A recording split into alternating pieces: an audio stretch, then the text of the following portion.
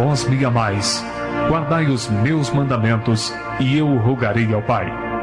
E ele vos enviará um outro Consolador, a fim de que permaneça eternamente convosco. O Espírito de verdade que o mundo não pode receber, porque não o vê e não o conhece. Mas quanto a vós conhecê-lo-eis, porque permanecerá convosco e estará em vós. Mas o Consolador, que meu Pai enviará em meu nome, vos ensinará todas as coisas e vos fará lembrar de tudo aquilo que eu vos tenho dito. Está começando agora o programa Momento Espírita, uma produção da Sociedade Espírita O Semeador, com o apoio da Livraria Candeia. Momento Espírita.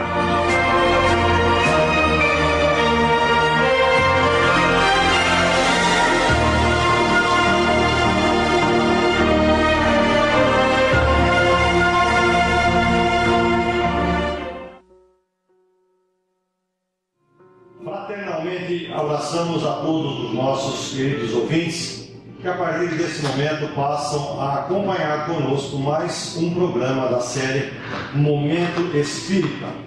Esse programa que é uma criação da Associação Espírita O Semeador de Catanduva e que tem a produção e direção geral de Rubens Silvestre. Ao nosso bondoso Criador, as nossas vibrações de agradecimentos por ter, na sua infinita bondade, infinita misericórdia, permitido mais uma vez que aqui estejamos reflexionando um pouco mais sobre as suas leis eternas e imutáveis, tão bem e racionalmente explicada pela doutrina espírita. Eu sou João Groja Júnior e aqui renovo mais uma vez a alegria de estar na apresentação deste nosso programa. No apoio técnico, mais uma vez, a presença do nosso companheiro Claudecir de Freitas. E no telefone, aí aguardando a sua ligação, a simpática e bonita Michele, já a postos para receber a sua questão e repassar ao nosso entrevistado de hoje. Nós comunicamos também que o nosso programa é transmitido pela internet. Você que tem aí o seu parente, o seu amigo distante, onde as ondas do nosso rádio não atingem, por favor, dê-lhe um comunicado através dos meios disponíveis e avise que o nosso programa também é transmitido através do site difusora680.com.br, também através do site redeamigoespírita.com.br, e nesse site você tem também imagem do nosso estúdio. E ainda também pela web rádio, radiofraternidade.com.br, da cidade de Uberlândia, que também transmite o nosso programa. Ao José Aparecido, da Rede Amigo Espírita, e também ao Rubens, da web Rádio Fraternidade, nos nossos agradecimentos pelo carinho e dedicação que tem oferecido ao nosso programa, e que o nosso Criador os abençoe sempre, fortalecendo cada vez mais essa vossa vontade de trabalhar na divulgação da doutrina espírita.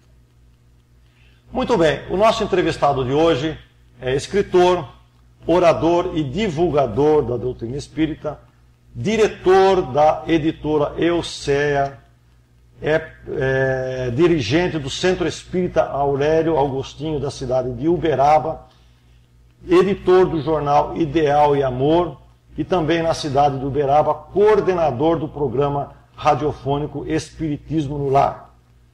Ex-funcionário do Banco do Brasil e hoje atuando como advogado e professor universitário. Nós estamos falando de Joamar Zanolini Nazaré.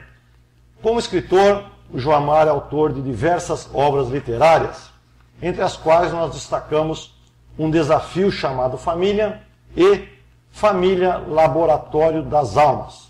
Este segundo está sendo lançado em Catanduva através da Feira do Livro Espírita, que se realiza no Garden Catanduva Shopping.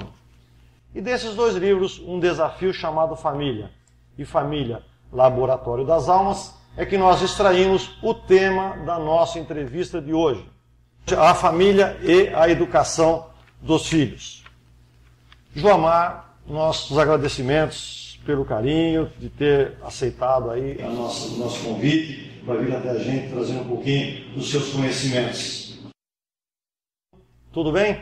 Tudo bem, né? Boa tarde, meus queridos amigos, irmãos fraternalmente aqui de Catanduva. Uma alegria estar retornando esta cidade bonita, agradável, progressista, com um movimento espírita fantástico, e isso que nos deixa muito felizes sempre.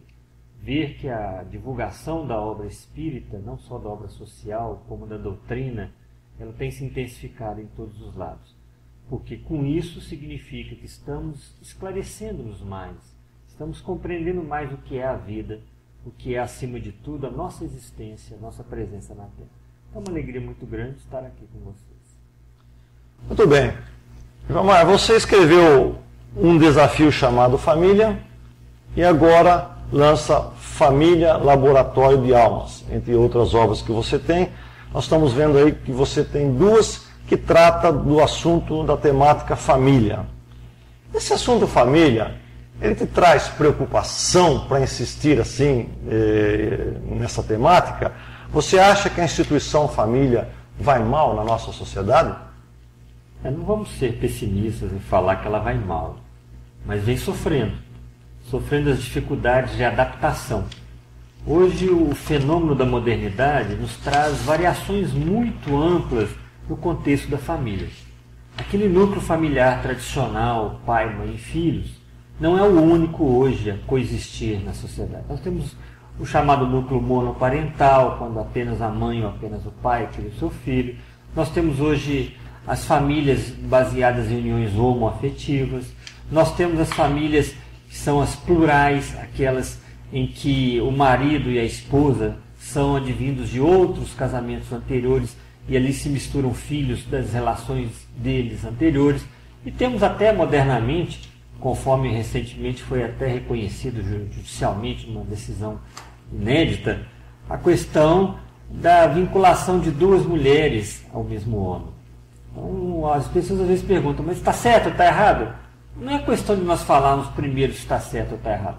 A primeira coisa que nós temos que pensar sobre isso é como que essas famílias com essa variação tão grande estão se virando, digamos assim, na gíria popular, para conseguir ter uma vida equilibrada, saudável, as crianças que vivam nesses ambientes cresçam de uma maneira equilibrada, possuam virtudes, possam ter uma perspectiva de futuro, de serem seres melhores, e não o tumulto possa vencer o equilíbrio. Então essa primeiramente tem que ser a preocupação. Então a família está sofrendo em função de diversos fatores.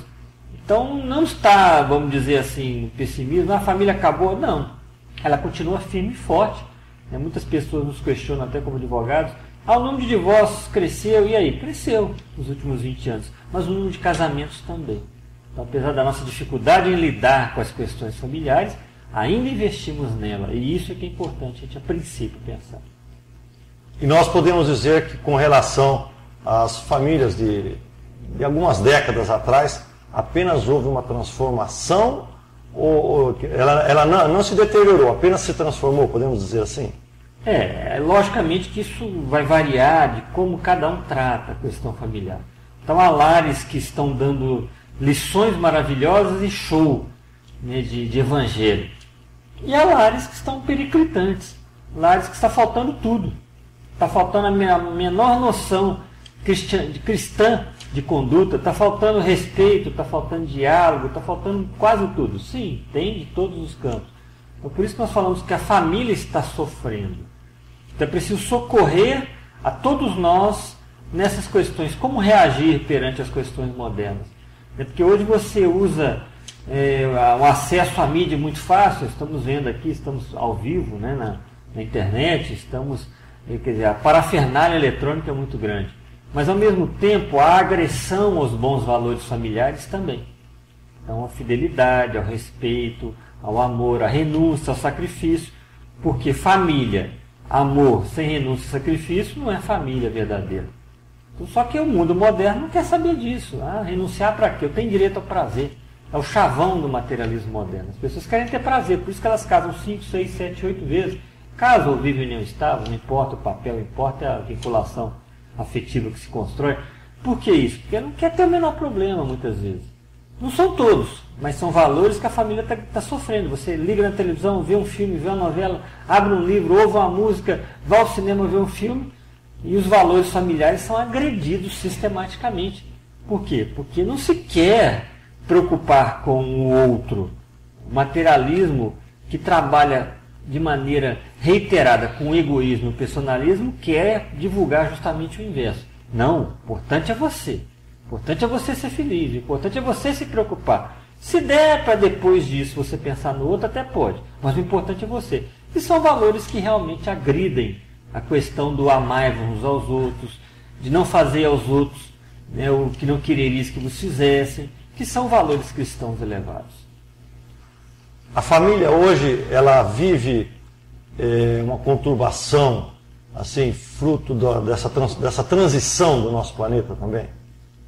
Se nós buscarmos no Novo Testamento as palavras de Jesus, nós estamos vivendo hoje aquele momento que já estava predito, que é o chamado final dos tempos. Não, mas não é final dos tempos, porque a Terra não vai acabar, não se preocupe, viu, querido rádio ouvinte, a Terra não vai acabar. Vai um dia, daqui a 4,5 bilhões de anos, quando o Sol se expandir, queimar todo o seu combustível, aí vai engolir todos os planetas. Mas até lá nós temos outro lugar para morar, se Deus quiser.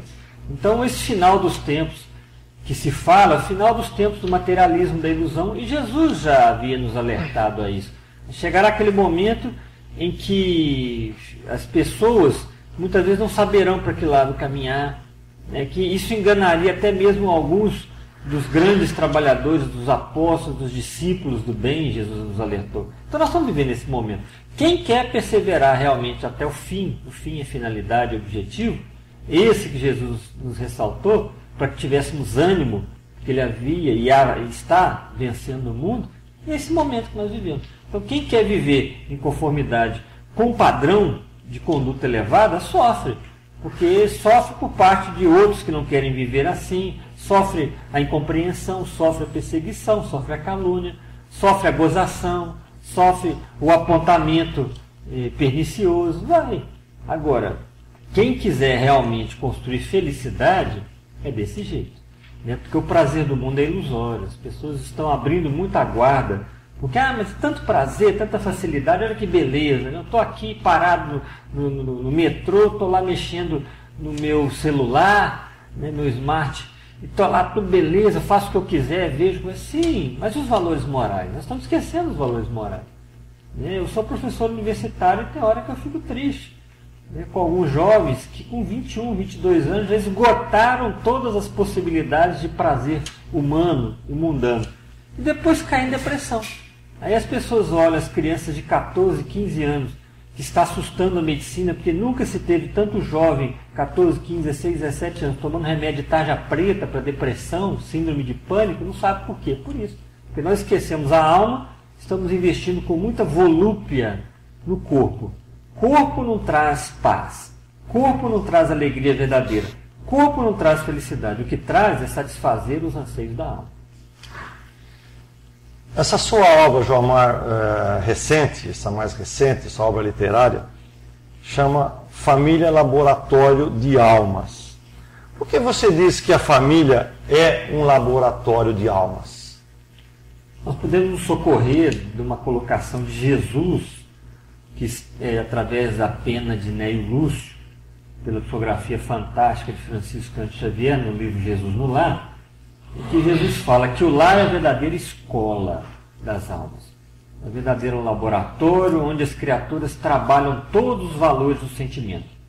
Não há lugar no mundo onde as criaturas movimentem tanto energias da alma, virtudes, vícios e valores quanto dentro do lar.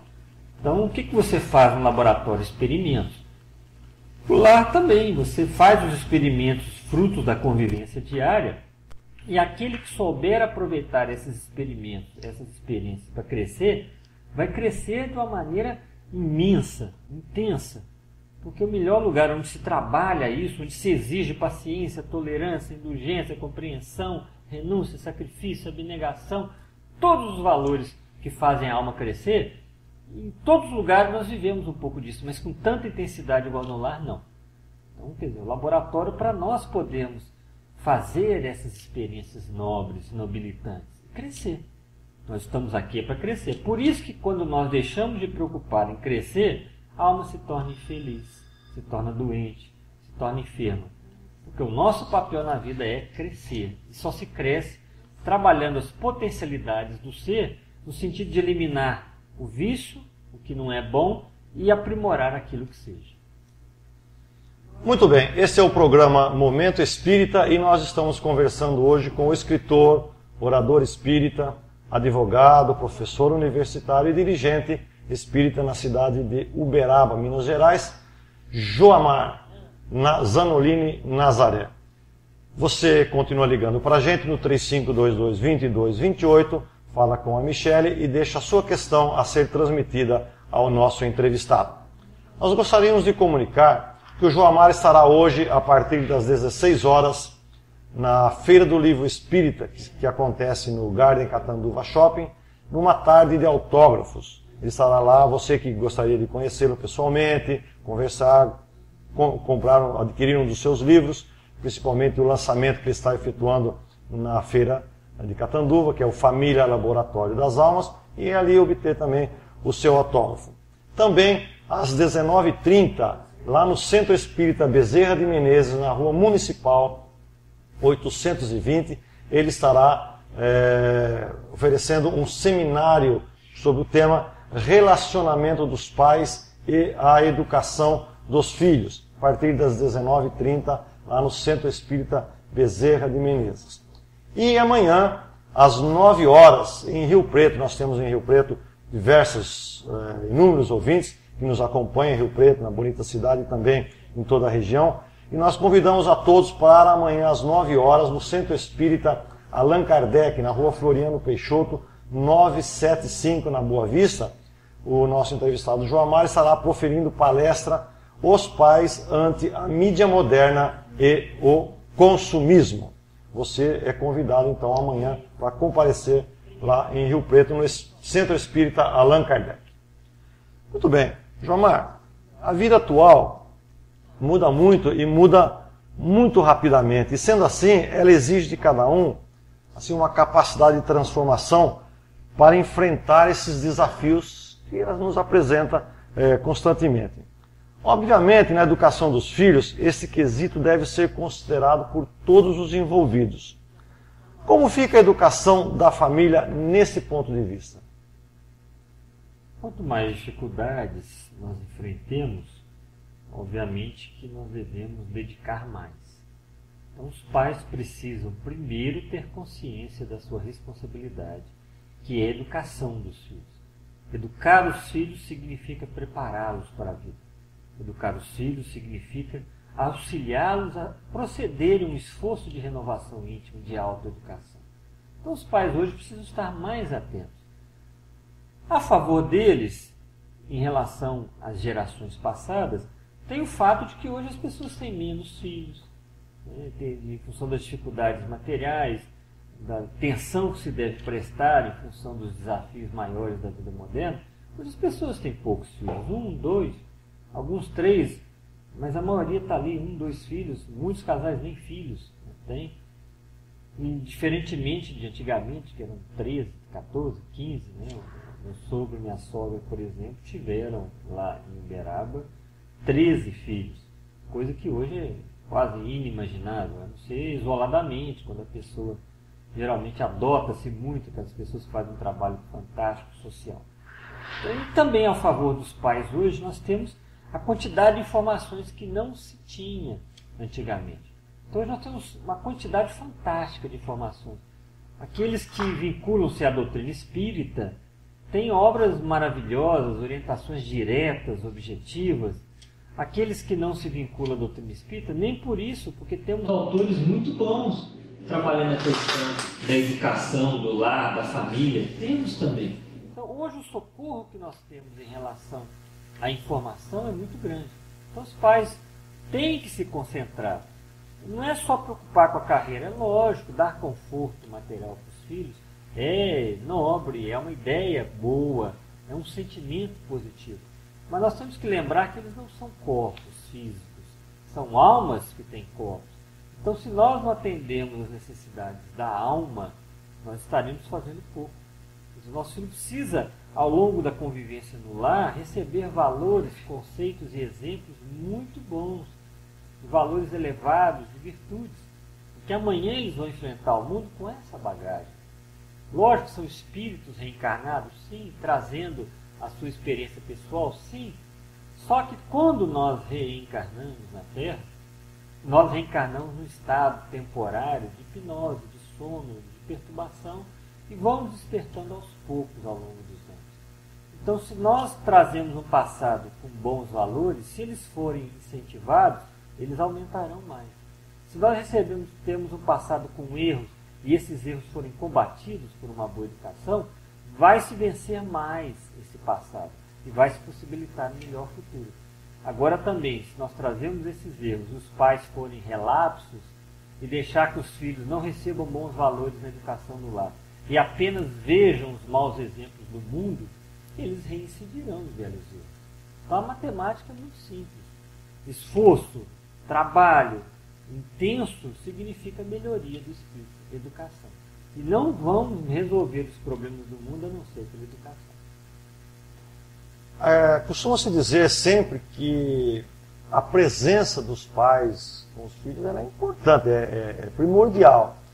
Mas essas necessidades que a vida moderna cobra da gente e que vem tirando a presença dos pais cada vez mais dos filhos, isso aí não prejudica? Você acha que é o fato de você se afastar dos filhos para dar atenção a essas necessidades que muitas vezes nós criamos, não é uma negligência? A negligência vai existir se esse afastamento for alguma coisa prescindível. Poderia ser feito. Então, às vezes os pais precisam trabalhar fora, a mãe também, a vida moderna existe. Mas quando os filhos veem que os pais estão ausentes, sem exagero, do lar, esses pais precisam trabalhar. Quando eles estão com os filhos, eles compensam em qualidade aquilo que em quantidade não podem dar. Os filhos, obviamente, vão ver essa situação. Então, o pai e a mãe que trabalham, que podem, nos momentos que podem estar com os filhos, se esmeram em estar com os filhos verdadeiramente, vão conseguir resolver grande parte desse problema, vão conseguir reduzir e amenizar as dificuldades da ausência relativa do lar. Então os filhos vão ver isso. Então é esse que precisam, qualidade compensando quantidade. Agora o duro é quando os filhos veem que os pais poderiam estar mais com eles, não estão. O pai e a mãe precisam dar um conforto, sim, mas será que nós estamos exagerando às vezes? Será que não é um certo exagero? Muitas vezes podia-se trabalhar 8 horas, trabalha-se 10, 12 horas, 14 horas, com o intuito de se dedicar exageradamente e ter luxo. E nós tivemos a oportunidade de ler ao longo dos anos e acompanhar muitos casos de jovens com problemas, por exemplo, com drogas. Em algumas questões recorrentes se falava isso, olha, é bom ter conforto, mas meu pai podia trabalhar 8 horas por dia, no máximo 10, por que você vai trabalhar 12, 14? Para morar numa casa excepcional, de riqueza, muitos carros na garagem. Não, estava bom morar numa casa um pouco mais simples, ter menos carros na garagem. E pior ainda, quando às vezes não se precisa trabalhar. Como nós temos casos aí de que às vezes a mãe não precisa de modo algum trabalhar e ela busca atividades fora de casa justamente para não ter que cuidar dos filhos. Isso é mais triste ainda. E muitas vezes nem trabalham. Nós conhecemos casos, infelizmente, em função de estar em contato com o tema há bastante tempo, mas já vimos de tudo, né?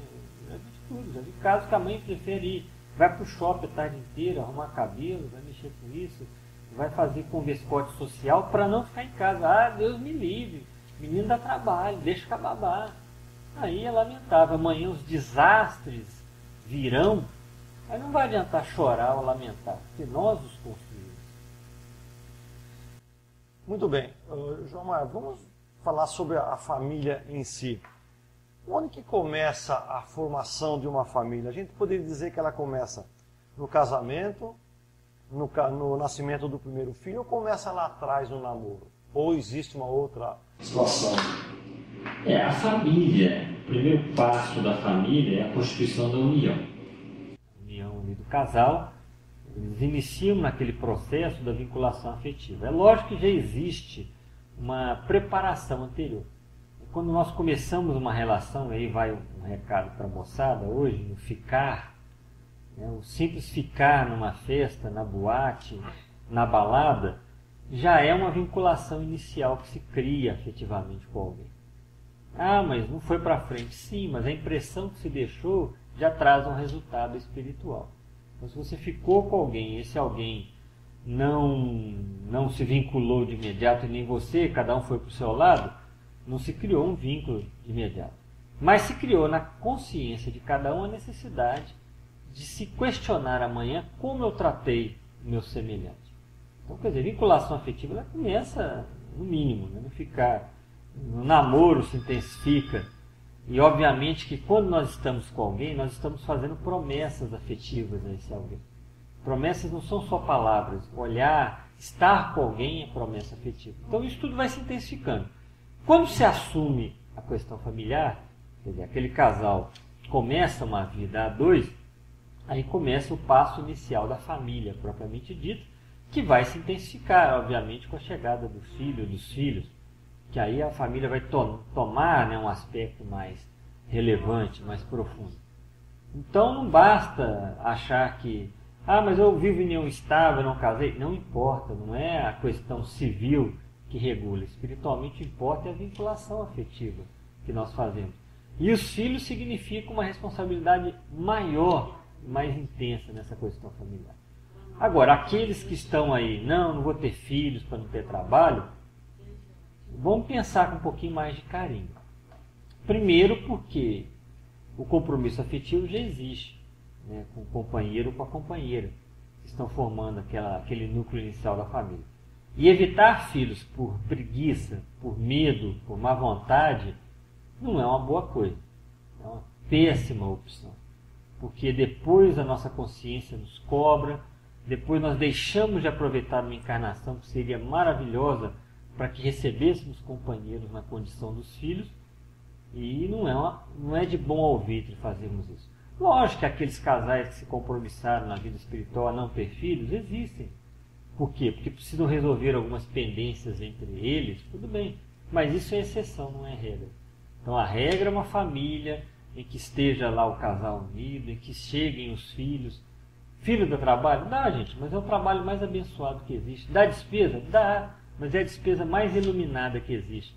Existe um cálculo econômico que diz que um filho de classe média custa, do nascimento à formatura no nível superior, entre 500 mil a 1 milhão de reais. Eu já fiz a conta na calculadora, na planilha, realmente custa isso. Mas é um custo maravilhoso. Tem 3 filhos, que custasse 5 cada um. Eu pagaria com muita alegria, porque não há preço que compense isso, nem afetivamente e muito menos espiritual. João, a formação da família ocorre, cara, obviamente, aqui no mundo dos encarnados, mas a idealização dela já vem do mundo espiritual. Toda e qualquer família aqui, ela é idealizada lá ou pode ocorrer de alguma família ser feita sem qualquer idealização no mundo espiritual? Bom, a família, o planejamento dela nasce na vida espiritual. Por quê? Porque é preciso aproveitar o tempo. É preciso aproveitar as experiências. Então nós já nos planejamos com a necessidade de reencontrar alguém. Então, por exemplo, o homem já se planejou com aquela criatura com a qual traz problemas, traz ligações afetivas do passado, traz também dificuldades e se programa. Então vamos reencarnar, nós vamos nos encontrar lá pelos tantos anos de idade, vamos nos casar. Sim, porque existe uma vinculação afetiva e necessidade de resolver problemas do passado, de ordem espiritual. Ao mesmo tempo, já se planeja também, precisamos receber aquela criatura, fulano, beltrano, ciclana, para que nós também resolvamos problemas que temos em relação a eles. Sim, se planeja. Então, a média, a regra é essa. A família, antes do nascimento já se programa o reencontro. Para aproveitar, porque precisam resolver problemas e precisam continuar desenvolvendo a afetividade. Bom, criatura reencarna. Existe uma programação espiritual, sim, mas existe também uma das leis da vida, que é a lei do livre-arbítrio. Então a criatura vai ter o livre-arbítrio para decidir se assume ou não os compromissos previamente combinados. E ao longo da vida vai usar o seu livre-arbítrio. Pode acontecer, às vezes, de que ele fuja do compromisso que ele planejou.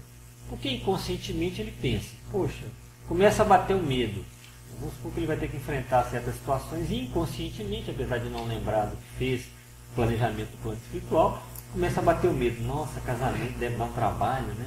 Acho que eu vou casar, não. Muito bom, né? Ficar sem casar, curtir a vida, não é assim? Aliás, isso está causando um fenômeno interessante, o fenômeno do esticamento da adolescência, em função dos prazeres fáceis da vida moderna, que nunca foi tão fácil ter prazer hoje. Né? Tanto que nós estamos vendo aí crianças de 12 anos engravidando, tanto que está fácil, não está existindo nenhum freio, quase. Então a moçada hoje fala, beleza, né? vai convive, né? À vontade, os prazeres, bebida, bailes, festas, sexo. Quer dizer, está muito fácil essa questão. Então está existindo o esticamento da adolescência. Então, tem pessoas que com 30 anos de idade estão vivendo o fenômeno da adolescência. É triste o negócio, gente. Adolescente é bom, mas graças a Deus que passa. Pelo amor de Deus. Bom é você ter maturidade. É poder resolver as questões com consciência. Para que adolescência? Adolescência é uma fase de adaptação do espírito, quando reassume a carga sexual afetiva que é oriunda do passado. Mas não, porque tanta facilidade que o pessoal está querendo esticar. Então está complicado. Está muito complicado isso na vida moderna. Então, às vezes, a pessoa foge do compromisso. Ah, não vou casar, não quero. Sim, foge. Agora, a possibilidade não significa regularidade. Não é tão comum assim, porque apesar das facilidades, nós amarramos muito as questões do passado. Existem muitos lembretes ao longo da nossa caminhada que são ligados à nossa ligação e à nossa preparação antes da reencarnação. Então esses lembretes sempre estão puxando a gente. Um local de trabalho que eu vou ter que conviver com determinadas pessoas que eu assumi também o compromisso. O núcleo familiar em volta. A questão de lugares onde eu vou estar vivendo também, que mais ou menos foi. Então, assim, existe muito bem amarrado essa questão do planejamento. Então, existem escapes, mas são eventuais, não são regras. Mas existe sim a possibilidade. E se eu escapar, alguém pergunta, como é que faz? E eu não estou sabendo. Bom, primeiro, se você viva de tal modo que não fuja das responsabilidades. Se eu não fugir das responsabilidades, naturalmente eu permaneço nesse caminho. Se eventualmente eu errar na minha opção, as opções que eu assumi ao longo da vida, faça do melhor jeito. É aquela história, né? Ela pode ter casado com a Mariazinha e ter tido o Pedrinho de filho, mas não casou com a Mariazinha porque se enrolou lá com a Terezinha, engravidou, acabou casando com a Terezinha e não foi o Pedrinho que nasceu, foi o Manuel. Então seja um excelente esposo para a Terezinha, seja um pai maravilhoso para o Manuel, que mais adiante a vida vai te reconduzir para reencontrar aqueles que você deveria ter assumido o seu compromisso. João Marco, nós estamos assistindo aí um número bastante alto de paternidade e maternidade aí, imaturas e indesejadas, em função realmente das facilidades que temos hoje. Isso aí não podemos dizer que foi planejado no mundo espiritual ainda antes da encarnação. Não. O planejamento reencarnatório ele é feito em linhas de equilíbrio. Que não seria justo por parte da lei divina planejar erros. Isso seria induzir a criatura a erro e não seria evolução. Quer dizer, a criatura erra naturalmente em função da capacidade que cada um de nós possui, do grau de evolução espiritual, e didaticamente aprendemos com o erro. Mas não somos forçados ao erro. O erro é fruto da nossa natureza ainda imperfeita. Então ninguém renasce para divorciar, ninguém renasce para ser ladrão, ninguém renasce para ser corrupto, ninguém renasce para engravidar solteiro indesesadamente, ninguém renasce para passar ninguém para trás. Agora, o que acontece é que o livre-arbítrio funciona e como nós reencontramos com almas e ao encontrá-las, aquelas almas que nós já temos ligações e muitas vezes compromissos firmados, e isso assoma na forma de paixão, porque a forma que nós encontramos quando nós queremos alguma coisa é a paixão, em função também da nossa natureza ainda um pouco desequilibrada, inconstante. Então a paixão. E acabamos antecipando. Mas geralmente estamos encontrando aquelas pessoas que nós, ao bater os olhos, paixão à primeira vista, apaixonei e tal, porque na realidade está reencontrando o Criador.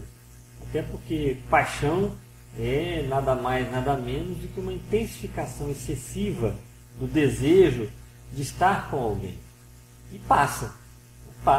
Aquela comparação que o Chico fez em Pinga-Fogo excelente do Joelma, do fogo, né, que a paixão é o incêndio do Joelma, enquanto que o amor é o fogo lá no fogão, né, fazendo a alimentação da família, a mamadeira do nenê, aquecendo o lar. Então essa comparação é fantástica, porque paixão é aquela coisa que vai passar mesmo, não adianta você que está aí nos ouvindo, eu estou tão apaixonado, quero viver para sempre. Mentira, não se engane. Se você cultivar o amor, você vai desejar estar com alguém perenemente. Paixão não vai te dar isso. É ilusão. Aquela coisa doida, quero ter agora, depois enjoa. A pessoa que está passando na padaria adora sonho. Eu adoro sonho, por exemplo. Eu quero comer um sonho, estou doido com o meu sonho. Come o primeiro a maramela, come o segundo, já começa a enjoar. Assim, paixão é isso. Não é uma coisa que intensifica dentro da alma, é uma coisa que intensifica na periferia do ser, no desejo, no impulso automático. Então, mas mesmo assim, a tendência é estarmos encontrando as pessoas. Então, engravidou, foi uma gravidez inesperada, na maioria das vezes vai estar tendo aquela gravidez com a pessoa que precisa estar junto com ela, apenas antecipou em função, né, do desequilíbrio, da inconsequência. E o reencarnante que precisa nascer está ali já, vinculado a eles, porque já estava próximo. Até porque a espiritualidade não é boba. Quando você vê um casalzinho de jovens aí extrapolando, exagerando um pouco, né, passando o sinal vermelho, a espiritualidade já está ali, tentando intuí-los, não, vamos com calma. E ao mesmo tempo já trouxe o amiguinho que precisa reencarnar, não, já fica perto, meu filho, porque essa moçada hoje é meio apressada, né? Se a coisa andar, você já entrou e pronto, o caminho está aberto. Então toda a espiritualidade é muito esperta, né, gente? A gente foge, mas não foge tanto igual a gente pensa. Muito bem, então vamos para um rápido intervalo, a gente volta já já. Retornamos então com o programa Momento Espírita. Hoje nós estamos conversando com o escritor, orador e dirigente espírita da cidade de Uberaba, Joamar Zanolini Nazaré. Nós vamos relembrando a você que hoje, a partir das 4 horas da tarde, o Joamar estará lá na Feira do Livro Espírita, que acontece no Garden, em Catanduva Shopping, autografando os seus livros. Você dá uma chegadinha lá, conhece o Joamar, troca algumas ideias com ele e aproveita, consegue ali o seu autógrafo. Hoje à noite, a partir das 19h30, o Joamar estará no Centro Espírita Bezerra de Menezes, na Rua Municipal 820, com o seminário Relacionamento dos Pais e a Educação dos Filhos. E amanhã, às 9 horas, em Rio Preto, no Centro Espírita Allan Kardec, na Rua Floriano Peixoto, 975, na Boa Vista, ele estará proferindo palestra com o tema Os Pais ante a mídia moderna e o consumismo. No final do nosso programa de hoje, nós estaremos sorteando 2 livros do lançamento do Joamar, Família Laboratório das Almas. Você que deseja concorrer, liga para a gente através dos 3522-2228 e deixa aí ou a sua questão ou apenas o seu nome para o sorteio do livro no final do programa. A Michele com certeza vai anotar com muito carinho a sua ligação. Joamar, voltando então à questão, nós temos aqui alguns ouvintes que nos passaram aqui. A dona Maria Aparecida, lá da Vila em Graça, ela fala que qual é o papel dos professores na educação das crianças, além da cultura? A responsabilidade de educar para a vida também cabe ao professor? O papel do professor é muito importante no trabalho da educação. não só intelectual, como também um reforço da questão afetiva. Preciso que os professores humanizem mais o seu trabalho educativo. Agora, é lógico, né, quando nós falamos aqui dos pais e da família, é o problema da intensificação da educação, da convivência, da afetividade. Porque o professor ele vai fazer o que é possível dentro dos limites da sua possibilidade. E a possibilidade do professor geralmente está aí vinculada com muitos alunos dentro de uma sala. Não há possibilidade dele particularizar um por um para auxiliar no dia a dia. Mas é um trabalho belíssimo, quando ele consegue exemplificar com muito carinho, com uma preocupação sincera, com um desejo sincero de auxiliar aquele aluno, não só no aprendizado da matéria, como no aprendizado da vida. Ele está fazendo um papel essencial e importante, um exemplo muito bom que auxilia no trabalho educativo da aula. Agora, é lógico que o trabalho mais intenso vai ser dentro de casa. Mesmo que os filhos, às vezes, passem horas dentro de uma sala de aula, né, que quantitativamente, às vezes, se pensa, mas é muito, sim. Mas o problema é que a convivência dentro de casa é muito mais intensa em função da vinculação afetiva que existe. Então, o aluno ouve o professor sobre um enfoque. Agora, dentro de casa, o pai e a mãe têm um outro campo de trabalho, um enfoque diferenciado. E é muito mais intenso, porque ele vai trabalhar, sobretudo e principalmente, a questão moral, do caráter, da conduta, dos valores que estão dentro do coração dos seus filhos. Bom, os professores têm um papel essencial, professores que conseguem extrapolar a obrigação do ensino da matéria e conseguem delegar exemplos para a vida, estão ajudando muito na construção do cidadão, do ser que vai amanhã estar à frente da sociedade. Então é um papel bonito, é um papel essencial. Também sou professor, já fui professor do ensino médio, sou professor universitário. Eu busco ver os alunos de uma maneira sempre como companheirismo maior. E isso é muito importante. Agora, é lógico que estamos limitados como professores à questão do tempo de contato, do número muito grande de alunos.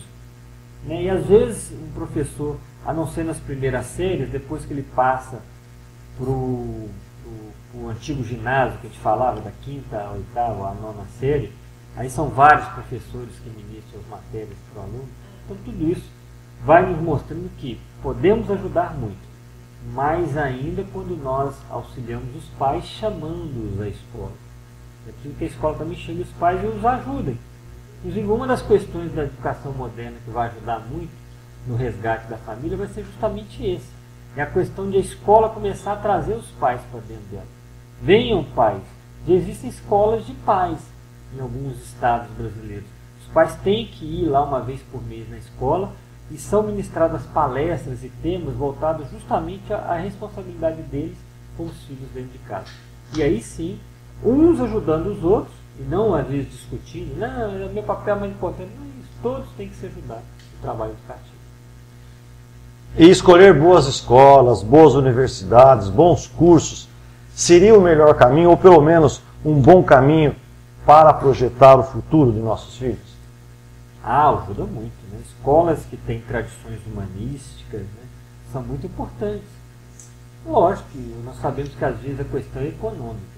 Não tem como pagar uma escola particular, meu filho tem que estudar na escola pública, e eu moro num bairro e só tem aquela.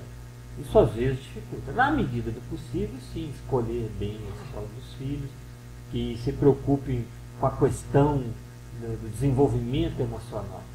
E há escolas fantásticas, mas às vezes estão preocupadas unicamente com estatísticas de vestibular. Então não há a menor preocupação, acontece coisas, barbaridades muitas vezes dentro de algumas escolas, porque não se dá atenção. Não, o negócio aqui é forçar o aluno para tirar excelentes notas e passar no vestibular e depois colocar no outdoor que a escola X aprovou tantos alunos no vestibular. Não se preocupa muitas vezes com outras questões que são essenciais. Então ajuda muito sim escolher boas faculdades, boas universidades, boas escolas. Agora, se não for possível escolher muito, que os pais intensifiquem o diálogo com os filhos para que aquilo que eles vejam na escola não impacte tanto a eles. João, a dona Santina a quem nós agradecemos aqui pelo carinho do elogio ao nosso programa, parabenizando pela escolha do tema. Ela diz que 55 anos de casada e a importância da renúncia e determinação é essencial para o lar ser abençoado? Sem renúncia, para começar, não há lar. Não se chegaria a 55. Aliás, sem renúncia não se chega a 5 anos de casamento. Não chega nem um ano, né, para falar a verdade. Tem um conhecido meu, casou-se, depois de 3 meses separou. Quer dizer, falei, demorou, né, namorou lá por 5, 6 anos. Em poucos meses acabou. Ah, não deu certo, começou a dar lá uma incompatibilidade. Não, faltou paciência, faltou renúncia, faltou compreensão. Gente, diz uma historinha o seguinte, para nós entendermos quem mais constrói na vida e vai mais longe, conta a história é o seguinte, é como se fosse um piano, imagina um piano, né, na praça. Então, a maioria das pessoas, são aquelas pessoas que vão passar de longe do piano, vão olhar e vão falar, tem um piano lá, e não vão dar atenção ao piano. Um número menor de pessoas vai chegar perto do piano. Vai olhar o piano, vai ficar do lado do piano, ó, bonitinho, vai até tocar lá uma teclinha ou outra, né, ver o barulho lá, o som que faz. Um número menor ainda vai se sentar lá no banquinho e vai tocar alguma melodia ao piano. Agora, um número muito menor vai carregar o piano. Então, assim, quem carrega o piano realmente vai mais longe, vence mais as questões da vida, supera os óbitos, as dificuldades, os desafios. É quem carrega mais o piano. Então, uma relação afetiva tem que se engolir, sim, alguns sapos. Tem que se... Lógico que não é engolir sapos que signifiquem desrespeito, ou infidelidade, ou violência. Não, esse não pode engolir, não. De jeito nenhum. Agora, as questões do dia a dia, poxa, levar tudo a ferro e fogo, como dizia-se antigamente, não vai dar certo. Nenhuma relação dá certo, nem de pai com filho, mãe com filho, irmão, com vizinho, no trabalho. Se nós não soubermos amenizar o nosso humor, né, nossa, vamos dizer assim, nosso ânimo exacerbado, nossa irritação, não pode ser assim. Conviver significa crescer à medida que nós renunciamos um pouco. É por isso que as experiências em que há mais convivência são as mais ricas para o espírito. Porque o que caracteriza essencialmente um ser mais elevado são as virtudes chamadas de contato. São as virtudes, paciência, tolerância, indulgência, ternura, meiguice, o amor acima de tudo. Isso, esses valores, sentimentos e virtudes que crescem no contato uns com os outros, é que caracterizam o espírito elevado. Então, conviver é a experiência mais rica para crescer. E dentro do lar, mais rica do que todas, porque mais se intensifica a nossa convivência. Então, gente, a gente sabe que tem hora que tem problemas que não dependem da gente, sim, mas na maioria das vezes depende. Então, dá para levar mais longe. Né? Às vezes é inevitável um divórcio, às vezes sim, porque quando há desrespeito, não dá, quando há violência. Mas tudo bem, mas a maioria das vezes era possível sim. E eu falo não somente como espírita, sou advogado que milito na área de direito de família. E muitas das questões seriam facilmente resolvidas com um pouco mais de paciência. Um pouquinho mais, só que alguém respondeu mal criado, eu não levo. Nem minha mãe me falava atravessado, não vou aguentar marido que me falar atravessado. Então, minha filha, compra uma casinha na montanha e vai viver lá sozinho. Nós gostaríamos de agradecer o carinho que nos estão dedicando aqui alguns ouvintes, elogiando o programa, o Marcos Ananias, a Mércia Afonso, a Tia G e Antônia Lázaro. A vocês, muito obrigado pela gentileza aí dessas palavras bonitas. Com certeza são essas palavras que nos ajudam, nos impulsiona ainda mais a continuarmos com o nosso trabalho. Muito obrigado mesmo. Joamar, a Nadir, da nossa vizinha e bonita cidade de Itajubi, ela pergunta assim: como a doutrina explica o relacionamento de duas irmãs criadas e educadas com amor e bons exemplos, porém que têm muita dificuldade em se relacionarem? Existem brigas, e isso desde lá a tenra idade, desde a infância. A doutrina nos fala e nos mostra que a equação do lar ela é formada do seguinte modo: como nós temos necessidade de reencontrar muitas pessoas e resolver os problemas que criamos no relacionamento com elas, a equação do lar faz com que as pessoas que se reúnam ali, uma goste um pouco mais da outra, mas tem um problema com a outra, que aquele que tem problema já gosta do outro que não tem problema. É assim. Então, dentro do lar, nós vamos encontrar criaturas com uma afeição mais ou menos desenvolvida. Alguém que eu goste mais, é mais ligado ao meu coração, e alguém que eu tenha magoado ou ferido um pouco mais, ou me tenha magoado ou ferido. E se reúne no lar. Porque se reunisse no lar só criaturas que trazem dificuldades de convivência, o lar não subsistiria, não suportaria. A dificuldade seria muito grande. Mas também se convivesse no lar só aquelas almas que já gostam uma da outra, né? Aquela coisa doce, exagerada, né? Até pingando mel, de tão doce, ia perder tempo, porque nós estamos na Terra, somos espíritos endividados, precisamos resolver essas dificuldades. Então por isso que nós reunimos. Um é mais ligado ao meu coração, uma coisa mais desenvolvida, o outro tem mais dificuldade. Então essas duas irmãs trazem suas dificuldades do passado. Agora, dentro de casa, elas estão sendo convidadas a solucionar e amenizar esses conflitos. Porque na vestidura da família, elas acabam perdoando mais do que se estivessem se encontrando como vizinhas, como companheiros de trabalho, por exemplo, como colegas de clube. Elas não ficariam convivendo muito. Dentro do lar, forçou que elas convivessem mais. Se elas aproveitarem bem essa convivência, e perdoarem uma a outra, e aprenderem a se auxiliar mais, a amar mais uma a outra, a se compreenderem e se entenderem mais, elas estarão dando um passo gigantesco na solução de problemas do passado e crescerão muito. E isso é muito importante, porque nós estamos na Terra para evoluir, não estamos aqui para divertir, isso aqui não é um playground, apesar que a maioria pensa que é, né? Um playground quer divertir, não, nós estamos aqui para trabalhar. O lazer é natural junto com o trabalho, mas essencialmente o trabalho vem em primeiro lugar. Então nós estamos na Terra para isso. Não reencarnamos aqui para sermos bons vivants. Nós reencarnamos para desenvolver as nossas potencialidades, desenvolvermos as virtudes, vencermos os vícios e as más tendências. Quanto mais nós trabalharmos nesse sentido, mais felizes nós seremos. Muito bem, este é o programa Momento Espírita e nós estamos hoje conversando com o escritor, orador e dirigente espírita Joamar Zanolini Nazaré. Joamar, na questão da educação, falam que o exemplo vale mais do que 1000 instruções. Veja bem, os pais estão hoje falhando no exemplo? Não está parecendo que aquele pai herói admirado e imitado pelos filhos nos primeiros anos da infância muda de forma na adolescência?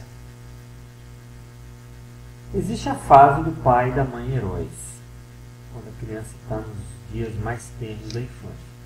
Quando ela chega na adolescência, ela já cria, em função de estar retomando o seu patrimônio espiritual do passado, no campo da afetividade, e sentindo-se com o vigor pleno das forças físicas, existe às vezes uma tendência, sim, à rebeldia, a contestar.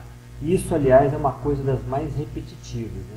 Vamos falar muito em trabalho em grupo de jovens, que muitas vezes o jovem que chega na idade da juventude, da adolescência, quer ser um pouco reacionário, na realidade ele está sendo mais conservador do que nunca, porque ele está repetindo um padrão que se repete sistematicamente.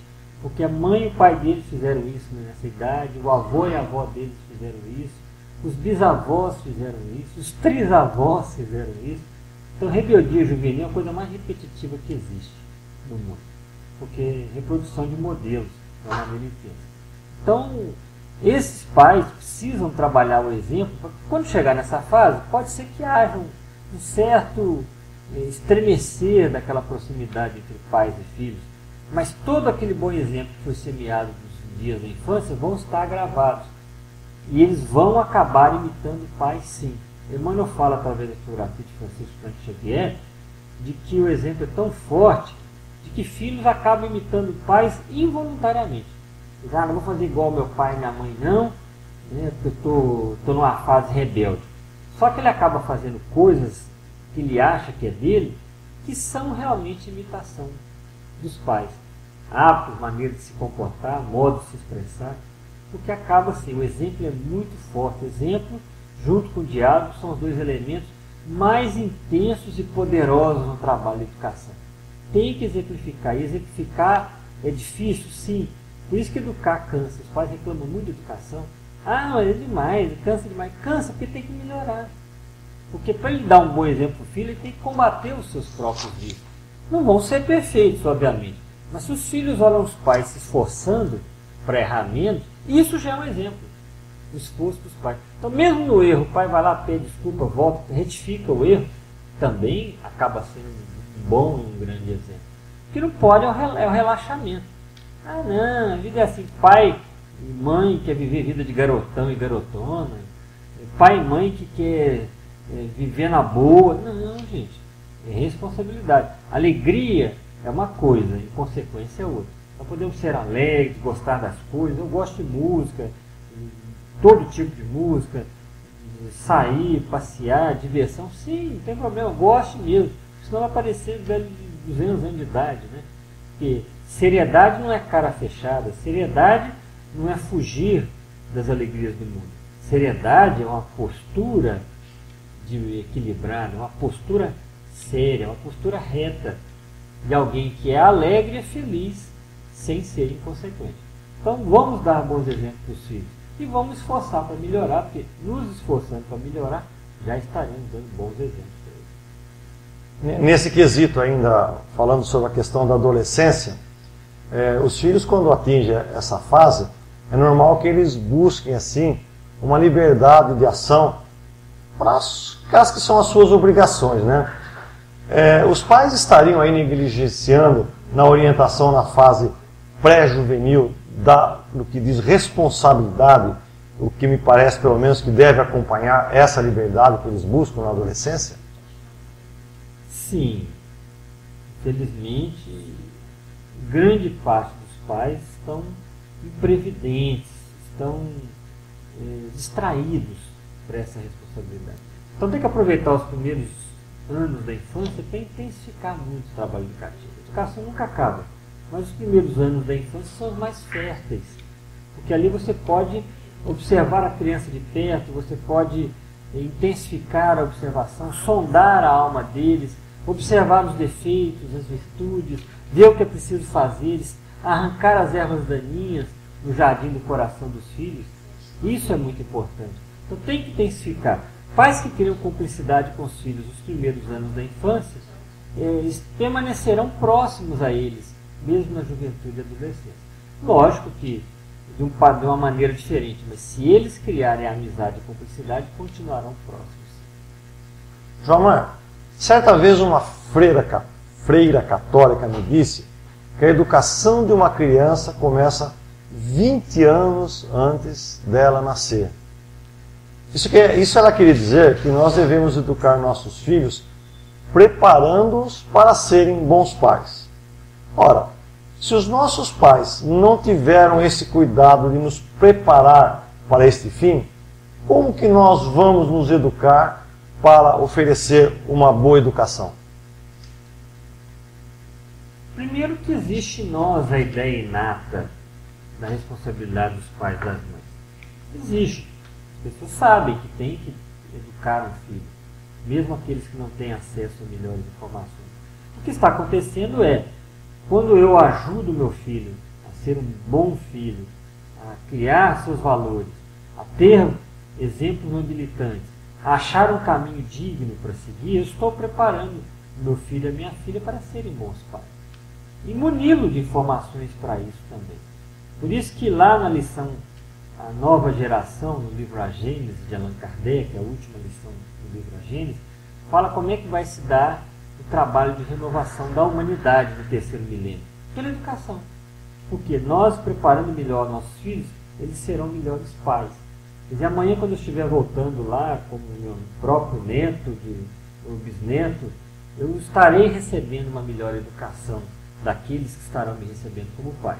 Ao mesmo tempo, quando a criatura desencarna, no mundo espiritual, agora nesse terceiro milênio, está se intensificando a preparação do espírito antes da reencarnação, para que ele acerte mais, para que ele eduque mais, para que ele se auto-eduque mais.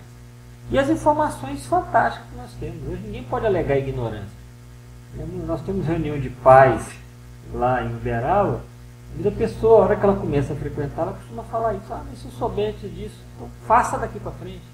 Você está aprendendo hoje, então ajude o seu filho, né? Se ele já cresceu, já são pais, passe material para eles, com vídeos, para que eles sejam melhores pais e por aí por diante.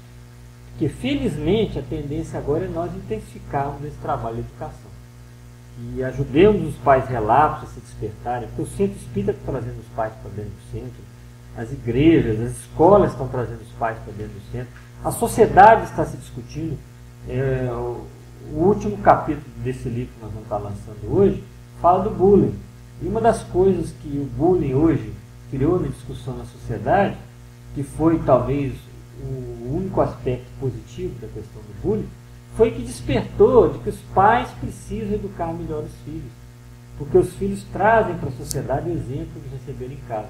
E que a sociedade então precisa envolver a família novamente, auxiliar os pais. Então, vamos ajudá-los para eles cumprirem bem o seu trabalho. E isso realmente, graças a Deus, está se intensificando. Nós gostaríamos também de deixar o nosso abraço de agradecimento à dona Maria Lúcia, pelas palavras também carinhosas com que ela se referiu ao nosso programa de hoje.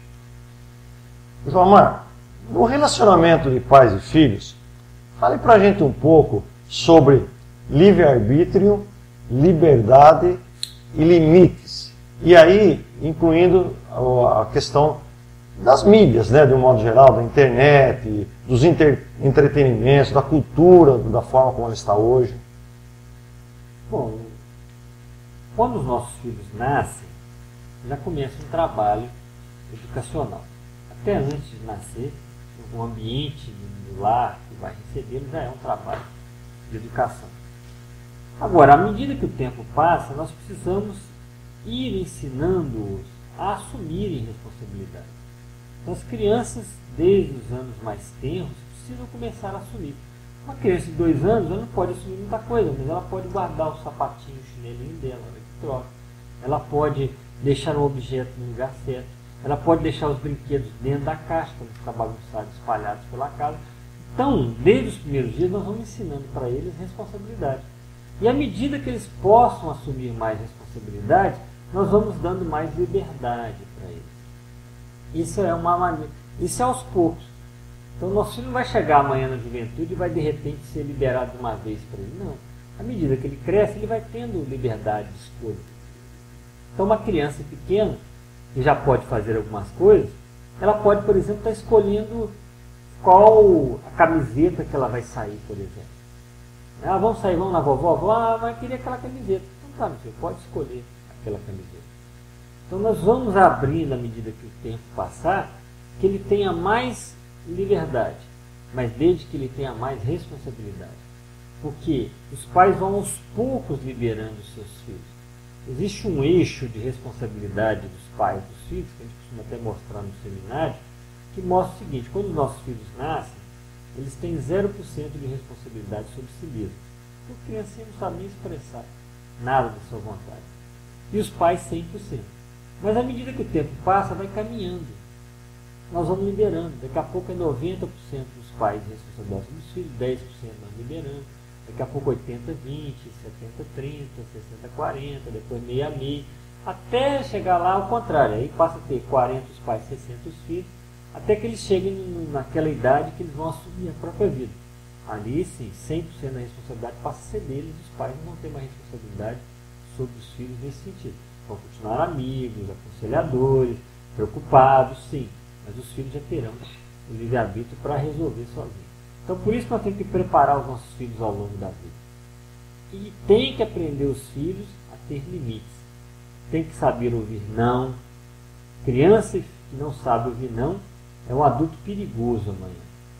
É um adulto que vai resvalar para corrupção na política, transgressão no trânsito, violência, transgressão da lei civil, porque não aprendeu a respeitar regras, não aprendeu a ouvir não. Isso é essencial. Então, os limites precisam ser bem trabalhados com os nossos filhos. Não estamos fazendo, não é maldade, é caridade. Quando nós falamos um não, ralhamos com o filho, ficamos bravos com ele, às vezes até colocamos ele de castigo no canto. Quer dizer, nós estamos ajudando ele a compreender o que é a vida. Eu estrago o filho quando eu libero ele de qualquer jeito. Muito bem, João Mar, nós estamos aí praticamente no final do nosso programa, mas eu gostaria de formular uma última questão que me parece assim, bastante importante no tratamento dos pais, na questão da educação dos filhos. Veja bem, nossos filhos, eles são espíritos que já tiveram outras vidas. Nós sabemos isso perfeitamente, que isso ocorre. E como tal, eles trazem aí as suas sintonias e as afinidades espirituais que nem sempre são boas. E isso pode gerar aquilo que nós conhecemos por obsessão. Como que eu posso saber se aquele filho problema, o filho rebelde, ele é assim por força de uma obsessão? E o que fazer para não deixar esta obsessão interferir no sucesso da educação? Bom, obsessão é uma via de mão dupla. Obsessão é duas almas que estão imantadas em função de interesses comuns, sejam interesses escuros, o ódio do passado, a mágoa, ou até interesses comuns como o álcool, como o sensualismo. Então, a obsessão é um fenômeno que pode acontecer sim na vida. Agora, como saber se ele está sendo influenciado ou não? Isso não é o cerne da questão. O cerne da questão é saber o seguinte: nossos filhos estão preparados para enfrentar a vida? Nossos filhos são criaturas preocupadas em atender também às necessidades da alma? Oram, têm Deus no coração, preocupam-se com as questões maiores? Ou nós estamos educando eles apenas para fazer carreira? Porque muitas vezes nós atrapalhamos nossos filhos. Você tem pais que ficam preocupados só em fazer carreira. Não, meu filho, vamos estudar, você tem que estudar muito, porque você tem que passar na faculdade de nome para depois você ganhar muito dinheiro. Lógico que tem que preocupar com a carreira do filho, mas não pode ser a principal preocupação. A prioridade é atender a alma deles. Eu quero que meu filho seja feliz, meu filho seja honrado, seja consciencioso, que ele erre menos e acerte mais, que ele possa estar construindo uma caminhada equilibrada na vida. Isso é mais importante do que o bem-estar passageiro. Até porque tudo a matéria passa, o que fica é o que está dentro da alma, no coração do filho. Agora, vamos educá-los para o casal espírita está fazendo culto no lar, por exemplo. Leva o filho à casa espírita para que ele frequente a evangelização da criança. Quando vai desenvolver uma atividade social, de promoção social, não aproveita e leva os filhos, faz uma sopa, uma distribuição de gêneros alimentícios, visitar uma creche, visitar um hospital. Está levando os filhos também? Então, tudo isso os pais têm que meditar. Tem que olhar que a principal herança que os pais transmitem aos filhos são os valores morais. Porque ela é perene, essa fica. A herança material, se puder deixar, deixa, mas não é o mais importante. Porque independe de dinheiro, deixar luz para os nossos filhos. Ensiná-los a buscar a luz de Deus, a luz do Cristo, a luz do Evangelho, a doutrina espírita, para quem é espírita, para quem não é, buscar ao Cristo.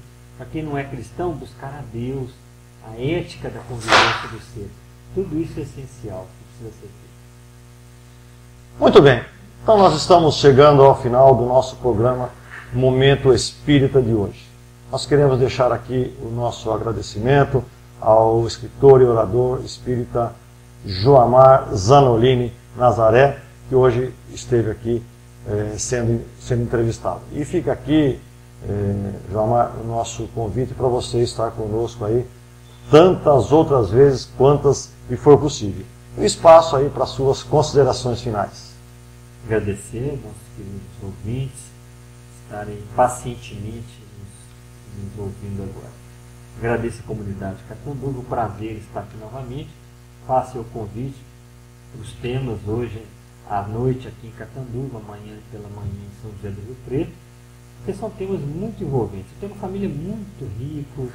Esses dois livros resumem uma pequena parte. Estamos aí trabalhando outros assuntos para as outras obras. Nós vamos retomar o tema família, porque ainda teremos aí, se Deus permitir, mais uns 3 ou 4 livros sobre o tema, que é muito rico, muito envolvente, muito essencial. Então agradeço aí a Catanduva e estou com vocês aí à tarde e à noite. Muito bem, nós vamos aproveitar então para relembrar mais uma vez que a partir das 16 horas o João Amar estará lá na Feira do Livro Espírita autografando seus livros. A partir das 19h30 de hoje no Centro Espírita Bezerra de Menezes, ministrando seminário sobre relacionamento dos pais e educação dos filhos. E amanhã, a partir das 9 horas, em São José do Rio Preto, no Centro Espírita Allan Kardec, proferindo palestra Os Pais ante a mídia moderna e o consumismo. Os nossos agradecimentos a quem colaborou com a gente aqui, a Michele, ao Claudicir na técnica de som e também a todos os nossos queridos ouvintes que acompanharam com muito carinho o nosso programa de hoje. Fica aqui o convite para estar conosco no próximo programa. E para o sorteio do livro nós vamos informando ao Marcos Ananias e a Dona Maria Aparecida da Vila Ingrácia, que foram os contemplados com o livro que é o lançamento do nosso entrevistado João Amar, Família, Laboratório das Almas. Esses livros podem ser retirados na Feira do Livro Espírita, que ocorre lá no Garden Catanduva Shopping, que hoje vai até às 22 horas e amanhã até às 20 horas. Na sequência, você fica com o programa Sábado Musical com o Toninho de Ângelo e a gente volta no próximo sábado. Muita paz e sucesso a todos. Fiquemos com Deus. Rede Amigo Espírita, uma ferramenta de união, interação e divulgação do movimento espírita. Acesse www.redeamigoespírita.com.br e confira nosso acervo disponível. Rede Amigo Espírita, divulgando, instruindo e unificando.